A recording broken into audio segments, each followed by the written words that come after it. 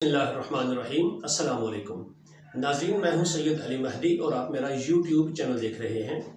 ناظرین، آج آپ سے کچھ اہم باتیں شیئر کرنی ہیں جو کہ اس موجودہ امپورٹڈ حکومت کے بارے میں ہیں۔ ناظرین، یہ تو تقریباً اب ہر بندہ جان چکا ہے کہ یہ حکومت بیرونی ایجنڈے کے تحت ہم پر مسلط کی گئی ہے۔ امریکہ نے واضح طور پر یہ بتا دیا ہے اور اس بات کا اقرار بھی کر لیا ہے، لفظوں میں دبے لفظوں میں آپ کہہ لیں، اقرار کر لیا ہے کہ کیسے وہ اس ملک کی رجیم کو چینج کر دیتے ہیں جو اس کے تابع نہ ہو یا اس کے آگے کھڑا ہونے کی کوشش کرے، اس کو وہ تبدیل کر دیتے ہیں۔ تو ناظرین، ہمارے ملک کی بدقسمتی ہے کہ ہمارے سابق وزیر اعظم عمران خان صاحب نے بھی یہ جرأت کی خارجہ پالیسی کو آزاد بنانے کی اور اپنے ملک کے مفاد کی خاطر خارجہ پالیسی کو تبدیل کرنے کی کوشش کی انہوں نے، تو ان کو بھی ایسے ہی نتائج کا سامنا کرنا پڑا جو امریکہ ہمیشہ سے کرتا چلا آیا ہے۔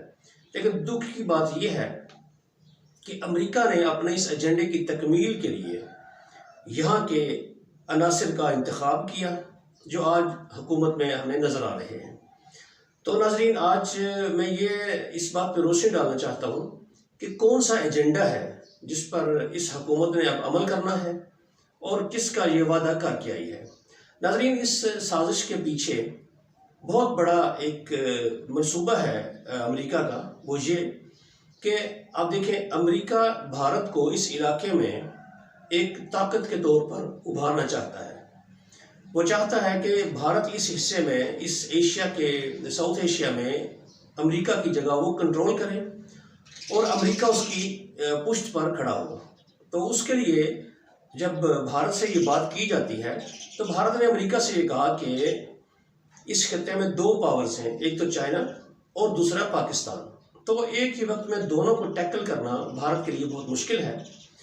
تو بھارت نے کہا کہ اگر آپ پاکستان کو کنٹرول کر لیں، پاکستان کو میرے تابع کر دیں، تو ایک طرف سے میرا رسک ختم ہو جائے گا، پھر میں چائنا کی طرف دیکھوں گا۔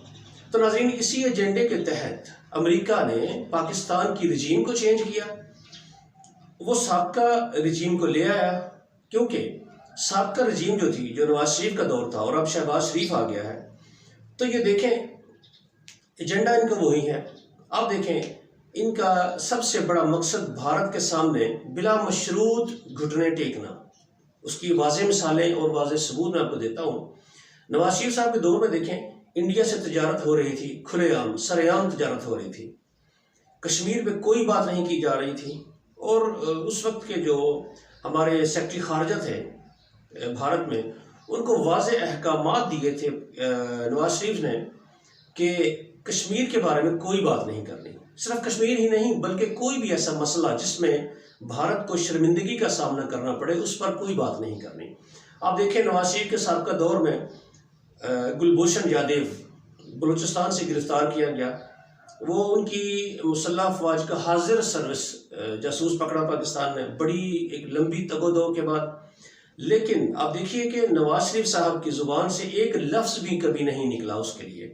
بھارت کو کبھی انہوں نے ایک موقع پر، کسی ایک موقع پر بھی انہوں نے بھارت کو اس بات سے باور نہیں کرایا کہ یہ آپ کا جاسوس پکڑا ہم نے، یا ان کو تنبیہ نہیں کی، بلکہ آزادانہ تجارت شروع کی اس کے ساتھ، کشمیر پہ بالکل خاموشی اختیار کر لی، کیونکہ امریکہ بھارت کو اس خطے میں ایک پاور کے طور پر ابھارنا چاہتا ہے، اور بدقسمتی سے ہمارے ملک کے کچھ لوگ اس ایجنڈے کی تکمیل کے لیے دن رات کوشش کر رہے ہیں۔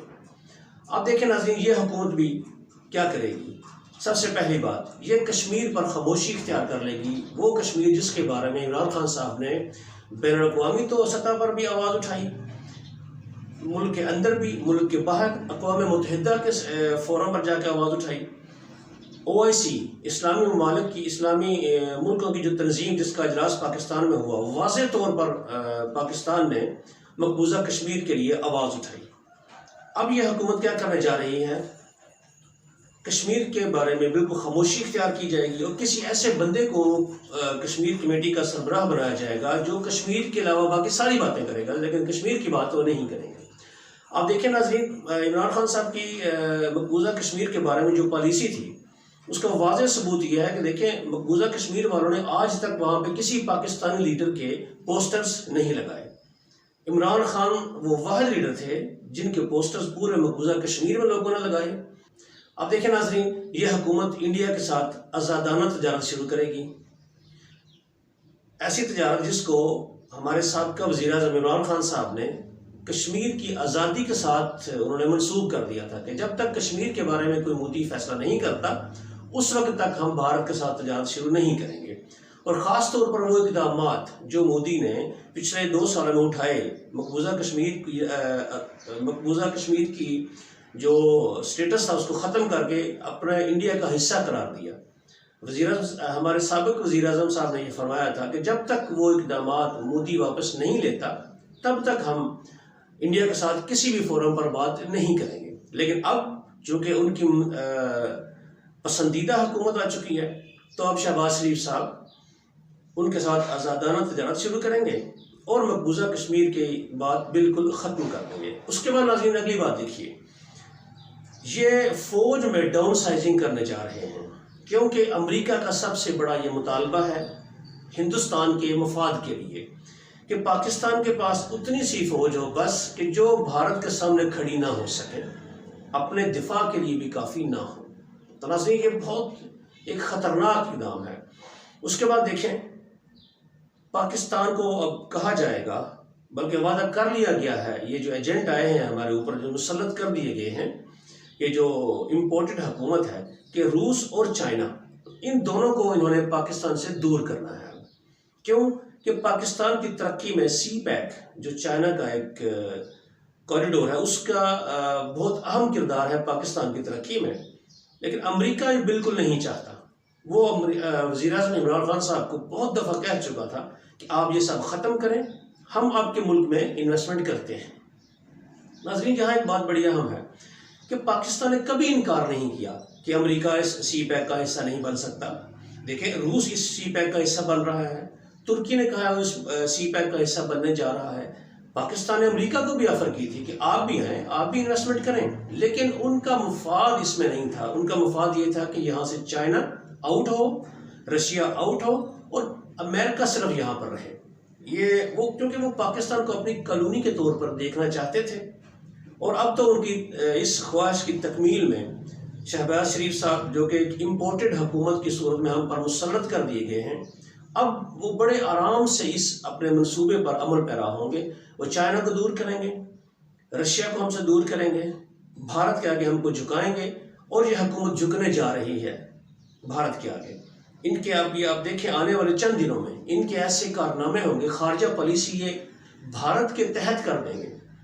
ناظرین یہ کتنا دکھ کی بات ہے، ہم ایک آزاد خود مختار اور ایٹمی پاور ہونے کے باوجود انڈیا کی غلامی کریں گے، جو کہ ہمیں کسی بھی صورت قابل قبول نہیں ہے۔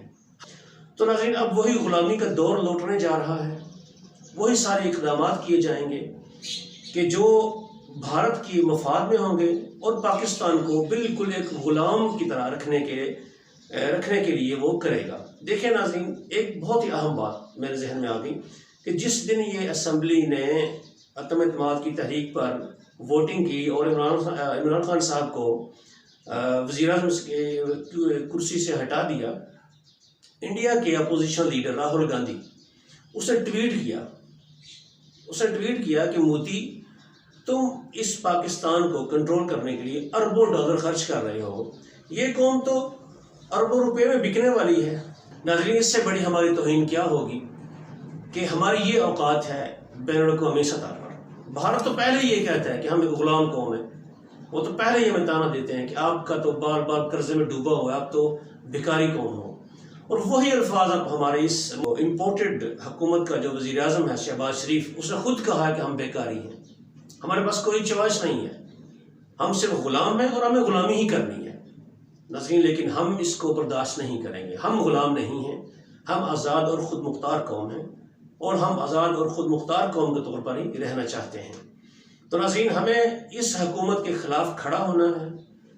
سابقہ وزیر اعظم جو تھے عمران خان صاحب، ان کا ساتھ دینا ہے اور ان کی آواز میں آواز ملانی ہے ہم نے، تاکہ ہم اس ملک کو ان بیرونی غداروں کے چنگل سے آزاد کروا سکیں اور ہم ایک خارجہ پالیسی ایسی بنا سکیں جو صرف اور صرف ہمارے ملک، ہماری عوام کے مفاد میں ہو۔